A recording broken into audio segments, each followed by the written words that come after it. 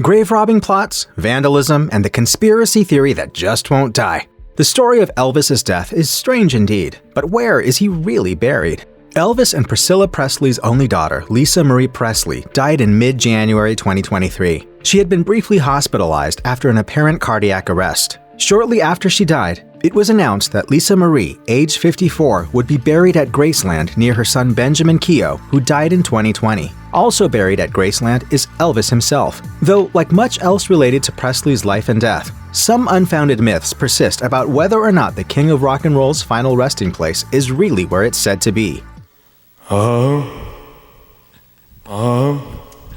Graceland in Memphis, Tennessee is where the iconic singer died in 1977 at the age of 42 from a heart attack. Elvis's daughter, Lisa Marie, took over Graceland and the rest of her father's fortune in 1993 at the age of 25. Today, hundreds of thousands of Elvis fans visit the site to pay homage to the late singer and view his tombstone. But are his remains really there? Not according to some conspiracy theorists. The idea is that if Elvis lived beyond 1977 as some believe, then who knows where he's buried? Still, with no reason to think the official story of Elvis's death is anything but the truth, the path that his remains took to get to where they are today suits a legend of his stature. Conspiracies aside, what's certain is that Graceland was not the first place Elvis Presley was buried, or to put it most accurately, entombed. The King of Rock and Roll's first resting place was in a mausoleum in Memphis's Forest Hill Cemetery next to his mother, Gladys Presley, with whom Elvis was very close. Gladys died in 1958, age 46, from heart failure.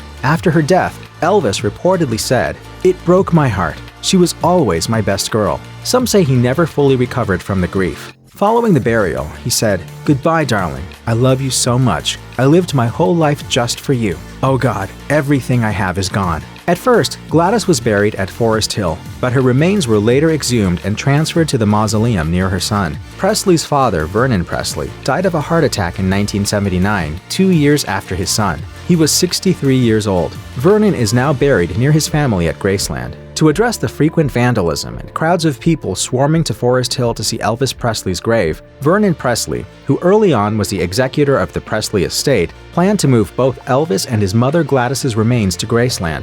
The Forest Hill Monument is also now on the property. An alleged plot to steal Elvis's body was one particular catalyst for Vernon moving Gladys's and his son's remains to Graceland, though nobody has ever succeeded in robbing the king's grave.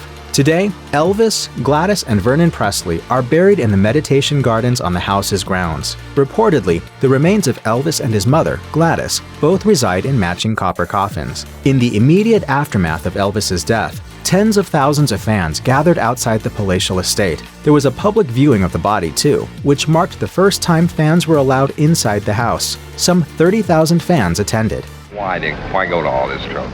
Because we love Elvis. We still do.